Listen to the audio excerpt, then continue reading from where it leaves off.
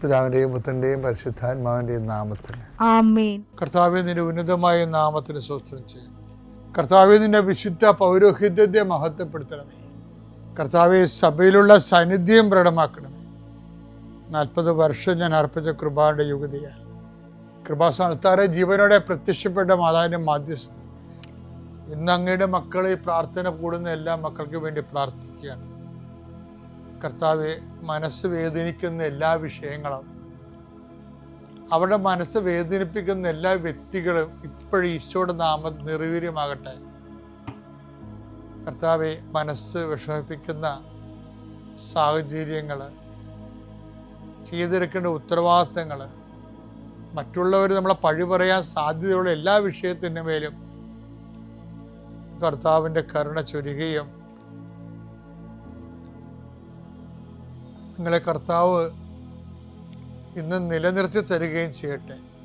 നിങ്ങൾ പോകുന്ന വഴികൾ, കണ്ടുമുട്ടുന്ന വ്യക്തികൾ, ചെയ്യുന്ന കാര്യങ്ങൾ, യാത്ര ചെയ്യുന്ന വാഹനങ്ങൾ, ഒപ്പിടുന്ന പേപ്പറുകൾ, കൈമാറുന്ന രേഖകൾ, കഴിക്കുന്ന മരുന്ന് എല്ലാം മാതാവിൻ്റെ മധ്യസ്ഥത്തിൽ യേശുനാമത്തിൽ അനുഗ്രഹിക്കപ്പെടുകയും നീ ദൈവത്തെ അനുഭവിക്കാൻ ഇന്ന് നിന്നെ സഹായിക്കുകയും ചെയ്യട്ടെ. നിത്യം പിതാവും പുത്രനും പരിശുദ്ധാത്മാവിനെ നീക്കുവാണ്. അമ്മേ പരിശുദ്ധ അമ്മേ, അമ്മേ പരിശുദ്ധമേ, ദൈവമാതാവേ, കൃപാസനത്തിലൂടെ ഞങ്ങൾക്കും ഞങ്ങളുടെ ദേശത്തിനും അമ്മ മധ്യസ്ഥം തേടി തന്ന എല്ലാ അനുഗ്രഹങ്ങൾക്കും കൃപകൾക്കും ഞങ്ങളിപ്പോൾ ഹൃദയം നിറഞ്ഞ നന്ദി പറയുന്നു. അമ്മേ പരിശുദ്ധമേ, ദൈവമാതാവേ, 2004 ഡിസംബർ 7 ഉച്ചകഴിഞ്ഞ് 2:30 കൃപാസനത്തിൽ സംഭവിച്ച അമ്മയുടെ പ്രത്യക്ഷപ്പെടലിനെ കുറിച്ച് തിരുസഭയ്ക്ക് സമർപ്പിച്ചിരിക്കുന്ന പഠനരേഖകളുടെ മേൽ സഭാത്മകമായ പഠനം ആരംഭിക്കുവാൻ ഞങ്ങൾ പ്രാർത്ഥിക്കുന്നു. അമ്മേ പരിശുദ്ധമേ, ഭൂസ്വർലോകങ്ങളുടെ രാജ്ഞിയായ അങ്ങേയ്ക്ക് ഭൗമസംരക്ഷണത്തിനായി പ്രപഞ്ചപ്രകൃതിയെ തന്നെ തിരുസഭ പ്രതിഷ്ഠിക്കുവാൻ ഈ പ്രത്യക്ഷീകരണം വഴി ഇടയാക്കണമേ. പരിശുദ്ധമേ, ജപമാല മാതാവേ, സകല കൃപാസനം പ്രാർത്ഥനയോടും ചേർത്ത് ഞങ്ങളിപ്പോൾ പ്രാർത്ഥിക്കുന്ന ഈ കുടുംബത്തിന്റെ പ്രത്യേക നിയോഗം പറ മക്കളെ.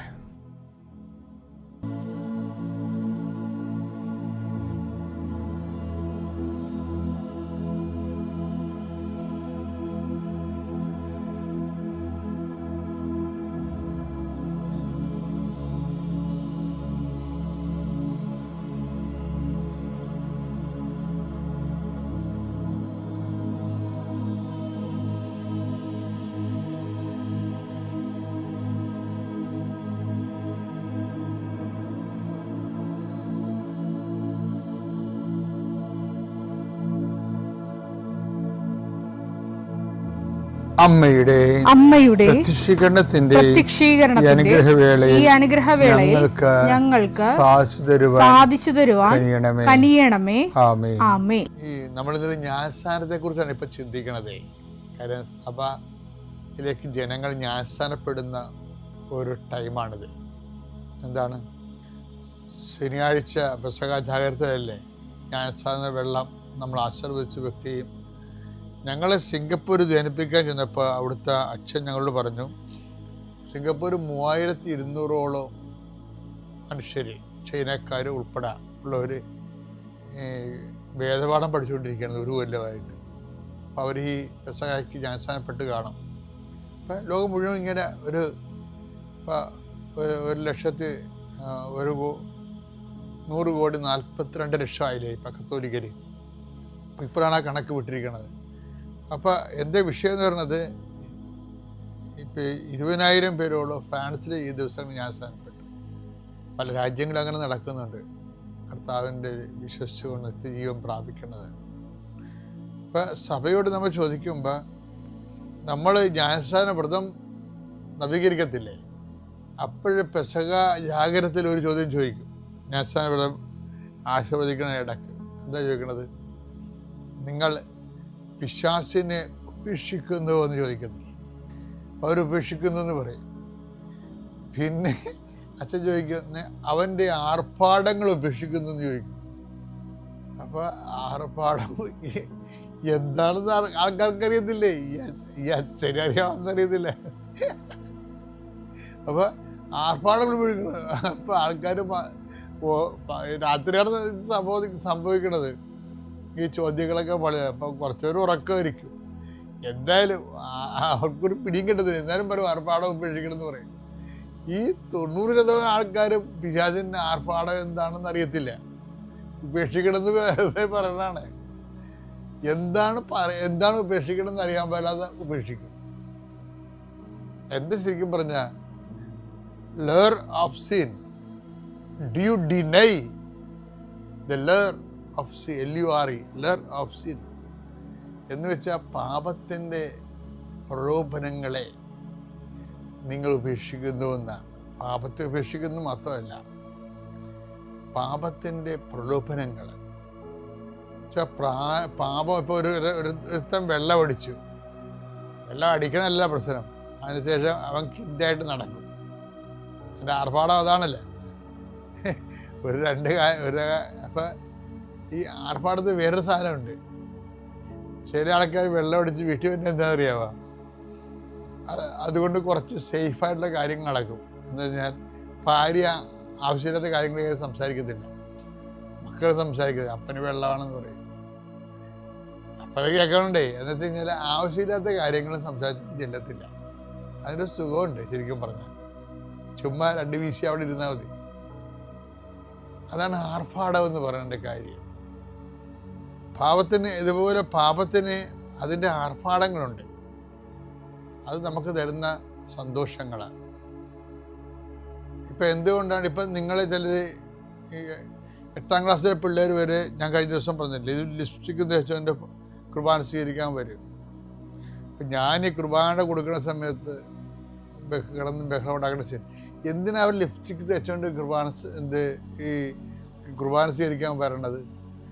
കുർബാനയെ വരെ ലിപ്സ്റ്റിക് ചുവപ്പും നിറവായിരിക്കും. എന്താ അവർ ഉദ്ദേശിക്കുന്നത്? അതുകൊണ്ട് ഇത് പണ്ട് ചെയ്യുമായിരുന്നു ചിലരേ ചെയ്യത്തുള്ളത്. പണ്ട് ഈ നാടക നടിക്കാരും സിനിമാ നടികളൊക്കെ ഏതാ ചെയ്തുകൊണ്ടിരുന്നത്. ഇപ്പം 8ാം ക്ലാസ്സിലെ പിള്ളേരൊക്കെ ചെയ്യുന്നുണ്ടത്, 10ാം ക്ലാസ്സിലെ പിള്ളേർ ചെയ്യുന്നുണ്ട്, ചില ചെയ്യുന്നുണ്ട്. പക്ഷെ ഉദ്ദേശിക്കണത് എന്താണ്?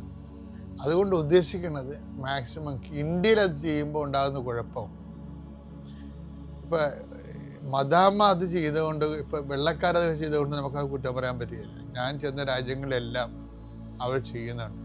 കാര്യം അവിടെ ചുണ്ടെന്ന് പറയുമ്പോൾ രാവിലെ എഴുന്നേൽക്കുമ്പോൾ തന്നെ വരണ്ട് പിടിക്കുക. നമുക്കും വരണ്ട് പിടിക്കും. അപ്പം അവർ അവിടെ എന്തെങ്കിലും ചുണ്ടിൻ്റെ വരൾച്ച എന്ന് പറയുന്നത് അവരത് എന്തെങ്കിലും ഒരു സംഭവം അവിടെ തേക്കും. അത് ലിപ്സ്റ്റിക് ആണെങ്കിൽ കുറച്ചുകൂടി അവിടെ ചോന്നിരിക്കും. പക്ഷെ എന്നാ പറ്റിയ വെച്ചാൽ മുഖം വേറെ ചുണ്ട് വേറെ ആയിട്ടിരിക്കും. അതാണ് ഒരു പ്രശ്നം.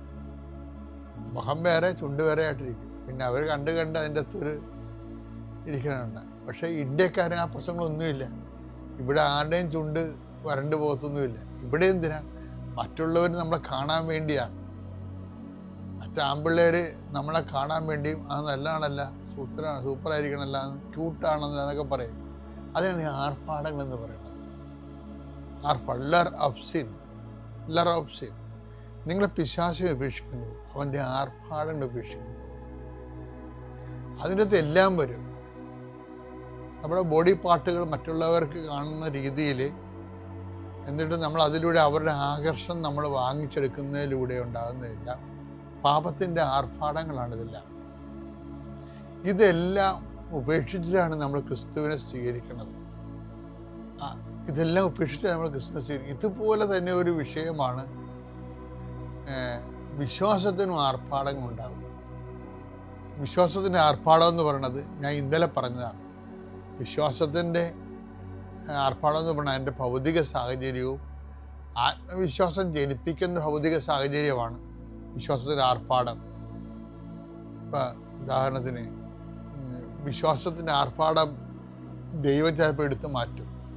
നല്ല കറക്റ്റ് വിശ്വാസം വർക്കൗട്ട് ചെയ്യാൻ വേണ്ടി വിശ്വാസത്തിൻ്റെ ആർഭാടം എടുത്തു മാറ്റും, ഭൗതിക സാഹചര്യം എടുത്തു മാറ്റും. ഇപ്പം പത്രോസ് ദേവാലയത്തിൽ പോകത്തില്ലേ? അതാ വിശ്വാസം അനാർഭാടമായിട്ടാണ് പോണത്. ദേവാലയത്തിൽ വിശ്വാസമുണ്ട്, ആ വിശ്വാസത്തിന് ആർഭാടമില്ലാതെയാണ് പത്രോസ് കയറി പോണത്. പ്രവർത്തനം 3:6. പത്രോസ് പറഞ്ഞു, വെള്ളിയോ സ്വർണമോ എന്റെ കയ്യിലില്ല. എനിക്കുള്ളത് ഞാൻ നിനക്ക് തരും. അതാ, വെള്ളിയുമില്ല, സ്വർണവുമില്ല, ഭൗതിക സാഹചര്യങ്ങളൊന്നുമില്ല. വിശ്വാസത്തിന്റെ കട്ടൻ ചായ കുടിക്കാൻ കാശ് ഞാൻ ഇന്നലെ പറഞ്ഞില്ല, അതാണ്. പക്ഷേ തനി വിശ്വാസം വർക്ക് ചെയ്യണത്. Not by merit but by grace എന്ന് പറഞ്ഞ പോലെ പണ്ടിത് പഠിപ്പിച്ച ഇയാളാ.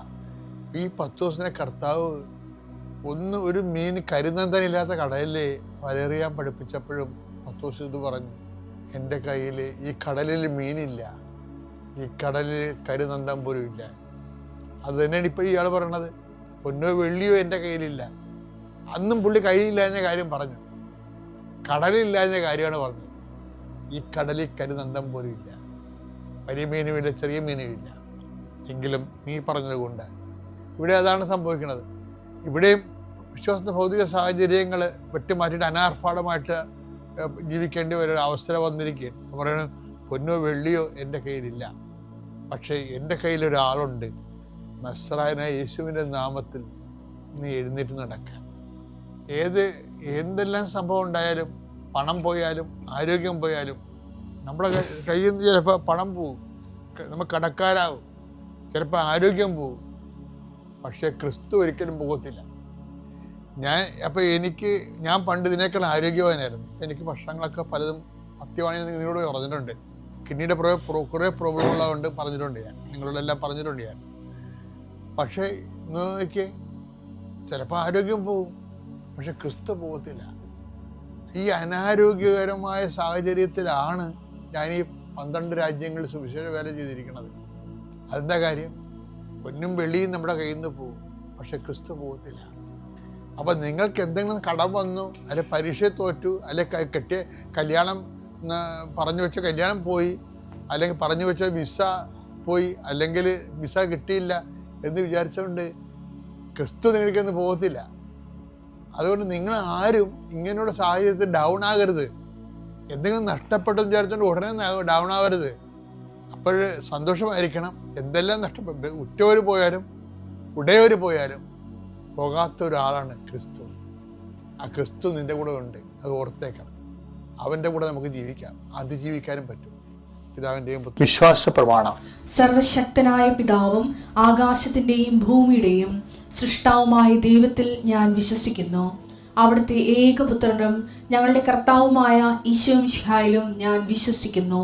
ഈ പുത്രൻ പരിശുദ്ധാത്മാവിനാൽ ഗർഭസ്ഥനായി കന്യകാമറിയത്തിൽ നിന്ന് പിറന്ന് പൊന്തിയോസ് പീലാത്തോസിന്റെ കാലത്ത് പീഡകൾ സഹിച്ച് കുരിശിൽ തറയ്ക്കപ്പെട്ട് മരിച്ച് അടക്കപ്പെട്ട് പാതാളങ്ങളിൽ ഇറങ്ങി മരിച്ചവരുടെ ഇടയിൽ നിന്ന് 3-ാം നാൾ ഉയർത്ത് സ്വർഗത്തിലേക്ക് എഴുന്നള്ളി സർവശക്തിയുള്ള പിതാവായ ദൈവത്തിന്റെ വലതുഭാഗത്തിരിക്കുന്നു. അവിടെ നിന്ന് ജീവിക്കുന്നവരെയും മരിച്ചവരെയും വിധിക്കുവാൻ വരുമെന്നും ഞാൻ വിശ്വസിക്കുന്നു. പരിശുദ്ധാത്മാവിലും ഞാൻ വിശ്വസിക്കുന്നു. വിശുദ്ധ കത്തോലിക്കാ സഭയിലും പുണ്യവാന്മാരുടെ ഐക്യത്തിലും പാപങ്ങളുടെ മോചനത്തിലും ശരീരത്തിന്റെ ഉയർപ്പിലും നിത്യമായ ജീവിതത്തിലും ഞാൻ വിശ്വസിക്കുന്നു. ആമേൻ. സ്വർഗ്ഗസ്ഥനായ ഞങ്ങളുടെ പിതാവേ, അങ്ങയുടെ നാമം പൂജിതമാകണമേ. അങ്ങയുടെ രാജ്യം വരണമേ. അങ്ങയുടെ തിരുമനസ് സ്വർഗത്തിലെ പോലെ ഭൂമിയിലും ആകണമേ. അന്നു വേണ്ടുന്ന ആഹാരം ഇന്ന് ഞങ്ങൾക്ക് തരണമേ. ഞങ്ങളോട് തെറ്റ് ചെയ്യുന്നവരോട് ഞങ്ങൾ ക്ഷമിക്കുന്നത് പോലെ ഞങ്ങളുടെ തെറ്റുകൾ ഞങ്ങളോടും ക്ഷമിക്കണമേ.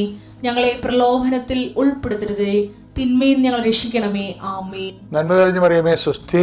കർത്താവ് അങ്ങയുടെ കൂടെ സ്ത്രീകളിൽ അങ്ങ് അനുഗ്രഹിക്കപ്പെട്ടവളാകുന്നു. അങ്ങയുടെ ഉദരത്തിൻ ഫലമായി ഈശോ അനുഗ്രഹിക്കപ്പെട്ടവനാകുന്നു. പരിശുദ്ധ മറിയമേ, തമ്പുരാന്റെ അമ്മേ, പാപികളായ ഞങ്ങൾക്ക് വേണ്ടി ഇപ്പോഴും ഞങ്ങളുടെ മരണസമയത്തും തമ്പുരാനോട് അപേക്ഷിക്കണമേ. ആമേൻ. നമുക്ക് എങ്ങനെയാണെന്ന് വെച്ചാൽ മനുഷ്യനെ പോലെ ഈശോനെ പടത്തിൽ കണ്ട പോലെ ഈശോ വന്ന് മുമ്പിൽ നിൽക്കണം.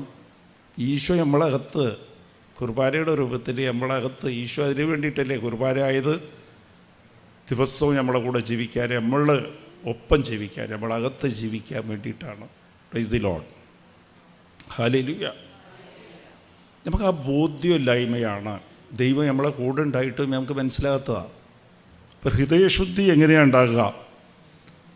ഹൃദയശുദ്ധി അത് യോഹന്നാൻ 15:3 ഈശോ പറയുക, എൻ്റെ വചനം നിന്നെ ശുദ്ധീകരിക്കും എന്നാണ്. അപ്പോൾ വചനം ഹൃദയത്തിൽ സൂക്ഷിക്കണം. അമ്മ മാതാവ് ലൂക്ക 2:52 വചനം എപ്പോഴും നിക്ഷേപിച്ച് വെച്ചു. എപ്പോഴും വചനം ധ്യാനിക്കണം. നമ്മുടെ ജീവിതത്തിൽ സംഭവിക്കുന്ന ഓരോ കാര്യം ഇത് പ്രാക്ടീസ് ചെയ്യണം. നമ്മൾ ദിവസം അരമണിക്കൂർ ബൈബിൾ വായിക്കണില്ലേ? നമ്മുടെ ഉടമ്പടിയുടെ നിബന്ധനയിലൊന്നാണ് അരമണിക്കൂർ ബൈബിൾ വായിക്കണം. വായിക്കുമ്പോഴത്തേക്കും ആ വചനം നമ്മളെ ഹൃദയത്തെ സ്പർശിക്കുന്ന വചനങ്ങൾ എഴുതി വയ്ക്കണം. എന്നിട്ട് അന്നന്ന് ദിവസം ആരെങ്കിലുമായിട്ട് സംസാരിക്കുമ്പോഴോ ഇടപെടുമ്പോഴും എന്തെങ്കിലും നമ്മൾ അവർക്ക് മറുപടി പറയുമ്പോഴോ ഒരു തീരുമാനം എടുക്കുമ്പോഴും അത് നോക്കണം, ഈശോ എന്താ പറഞ്ഞത്, ഈശോ ആണെങ്കിൽ എന്ത് ചെയ്യും, ഈശോ ചെയ്യുന്നതാണ് ഈ വചനത്തിലുള്ളത്, ഈശോയുടെ മനോഭാവമാണ് ഈ വചനം. അത് ഓർക്കണം. അത് ഓർക്കുമ്പോൾ ഭയങ്കര രസമായി. ഞാൻ ഒരു ദിവസം അത് അപ്പോൾ അനുഭവം നമുക്ക് കിട്ടും. കഴിഞ്ഞതിൻ്റെ മുമ്പത്തെ ഞായറാഴ്ച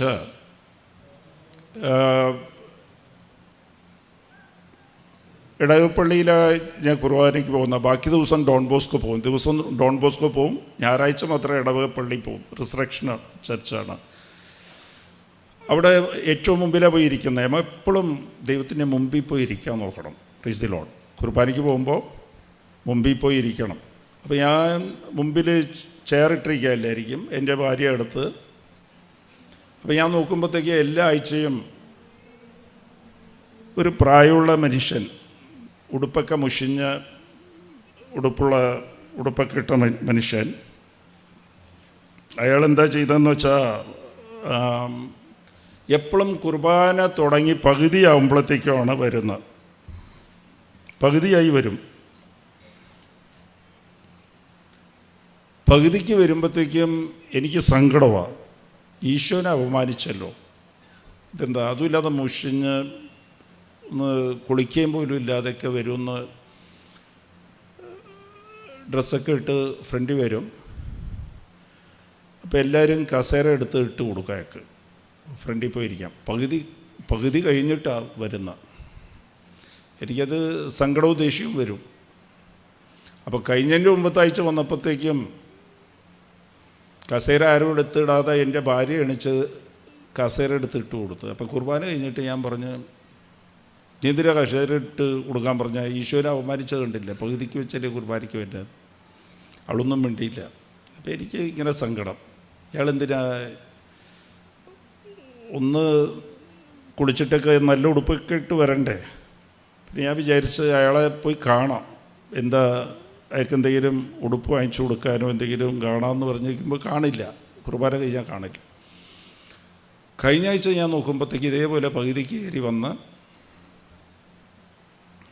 കയറി വന്നിട്ട് എൻ്റെ ഭാര്യ ഇപ്പുറത്തിരിക്കുക, ഇയാൾ എൻ്റെ സൈഡിൽ തന്നെ ഒരു കസേര നീട്ടിയിട്ടിട്ട് ഇവിടെ ഇരുന്നു, ഫ്രണ്ടിൽ തന്നെ വന്നിരുന്നു. അപ്പോൾ ഇങ്ങനെ ഇരുന്നപ്പോൾ എനിക്ക് ആദ്യം സങ്കടവും ദേഷ്യവും വന്നു. ഇയാളെന്താ ഈ സമയത്ത് പിന്നെ, മറ്റുള്ളവരിക്കും വിശ്വാസം കുറഞ്ഞു പോയില്ലേ, പിള്ളേരൊക്കെ നോക്കുമ്പോഴത്തേക്ക് എപ്പോൾ വേണമെങ്കിലും കുർബാനയ്ക്ക് കയറി വരാം, അതില്ലാതെ മുഷിഞ്ഞ് ഇങ്ങനെ വന്നിരിക്കുകയല്ലേ, പാവപ്പെട്ടവനാ. അപ്പോൾ ഞാനിങ്ങനെ നോക്കിയിങ്ങനെ പ്രാർത്ഥിച്ചുകൊണ്ടിരിക്കുമ്പോൾ മനസ്സിൻ്റെ അകത്ത് ഇതിൽ ഈശോ എന്താ പറയണേ. അപ്പോൾ എനിക്ക് വചനം ഓർമ്മ വന്നത് മത്തായി, പരിശുദ്ധാത്മാവ് ഓർമ്മിച്ചു തന്നത് മത്തായി 25:35, ചെറിയവൻ ഒരുവന് നീ ചെയ്യുന്നതെല്ലാം എനിക്ക് തന്നെ ചെയ്തതാണ്. Price the Lord. അപ്പോൾ ഞാൻ ഒറ്റ സെക്കൻഡ് കൊണ്ട് എൻ്റെ മനസ്സ് നമുക്കതാ തോന്നിയത്, ഈശോ എല്ലാം എടുത്തിരിക്കുന്നത് എന്ന് പറഞ്ഞിട്ട് ഞാൻ അവിടെ അപ്പം കാണിച്ചപ്പോൾ മുട്ടുകുത്തിയിട്ട് ഞാൻ അയാളുടെ പാദത്തിൽ സ്പർശിച്ചു. അയാളുടെ പാദത്തിലേക്ക് അയാളറിയാതെ തൊട്ടിട്ട് ഈശോ എന്ത് സംസാരിക്കണം എന്ന് പറഞ്ഞ് ബൈബിള് തുറന്നിട്ട് ഞാൻ എപ്പോഴും ചെയ്യുന്നതാണ്. ബൈബിളിൽ കൂടി ദൈവം സംസാരിക്കും കേട്ടോ, വിശ്വസിക്കണം. അത് നമുക്ക് അനുകൂലമായിട്ട് വചനം കിട്ടുന്നവരെ മെസ്സേജ് എടുത്താൽ ദൈവം സംസാരിക്കില്ല. ഒരു വചനത്തേക്ക് ഈശോയോട് പറയണം, ഈശോയെ നീ വചനമായിരിക്കുന്നു, നിനക്ക് സംസാരിക്കാൻ ആഗ്രഹമാണ്. നമ്മൾ അങ്ങോട്ട് സംസാരിക്കണേക്കാൾ ഈശോയ്ക്ക് ഇങ്ങോട്ട് സംസാരിക്കാനാണ് ആഗ്രഹം കൂടുതൽ.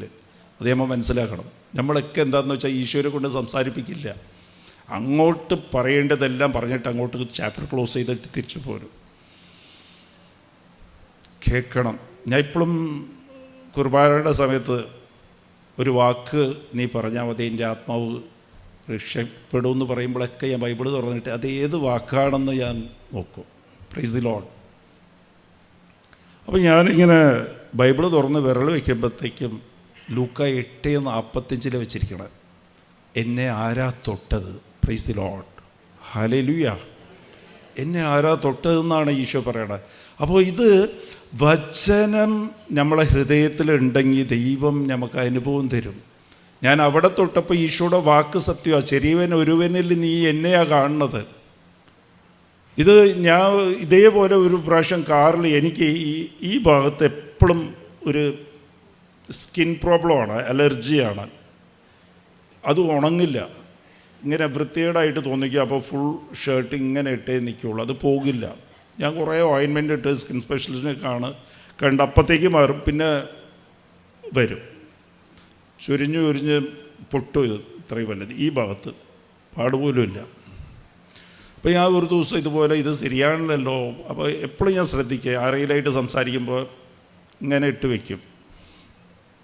അപ്പോൾ ഞാൻ ഒരു ദിവസം കാറിൽ പോകുമ്പോഴത്തേക്കും ഒരു പാവപ്പെട്ടവൻ കൈ നീട്ടി സിഗ്നലിൽ വണ്ടി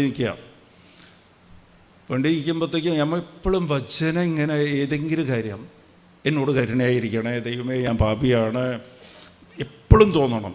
ഒരു ക്രോട്ടോടെ മുമ്പിൽ പോകുമ്പോൾ വെറുതെ തൊട്ട് ചുമിക്കുകയില്ല. ഈശോനെ കാണുമ്പോഴൊക്കെ, ഈശോനെ ഓർമ്മ വരുമ്പോഴൊക്കെ എനിക്ക് യോഗ്യതയില്ല, എന്നോട് കരുണയായിരിക്കണേ, ഞാൻ പാപിയാണ്. ഈശോനെക്കുറിച്ച് ഇങ്ങനെ ഓർക്കാൻ പറ്റുന്ന സമയമൊക്കെ നമ്മൾ പലതും ഓർക്കുമല്ലോ. അപ്പോൾ ഈശോ പല കാര്യങ്ങളെ നമുക്ക് ചെയ്തിട്ടുള്ള കാര്യങ്ങളൊക്കെ ഓർക്കണം. ഈശോ പറഞ്ഞിട്ടുള്ള കാര്യം, ബൈബിളിൽ വായിച്ച കാര്യം, ഇന്നത്തെ കാര്യമൊക്കെ ഇങ്ങനെ ധ്യാനിക്കണം. എപ്പോഴും അങ്ങനെ ധ്യാനിക്കുമ്പോൾ ഈശോ നമ്മളെ അടുത്ത് തന്നെ ഉണ്ടാവും, സാന്നിധ്യം നമുക്ക് അനുഭവപ്പെടും. അപ്പോൾ ഞാൻ ഇങ്ങനെ അവിടെ വിൻഡോ തുറന്ന് ആൾ കാശ് വയ്ക്കുക. അപ്പോൾ ഞാൻ പേഴ്സ് ഇരുന്ന് പൈസ എടുത്തിട്ട് നോക്കുമ്പോഴാണ് എനിക്ക് ഓർമ്മ എന്നത് ഇത് ഈശോ തന്നെയല്ലേ എന്ന് തോന്നി. ഞാൻ ഇങ്ങനെ കാശും തൊട്ടിട്ട് അപ്പോൾ എൻ്റെ ഈ മുറിവ് എനിക്ക് കാണുകയാണ്. ഈശോ അല്ലേ, ഈശോനെ തൊട്ടാൽ സൗഖ്യം കിട്ടുമല്ലോ.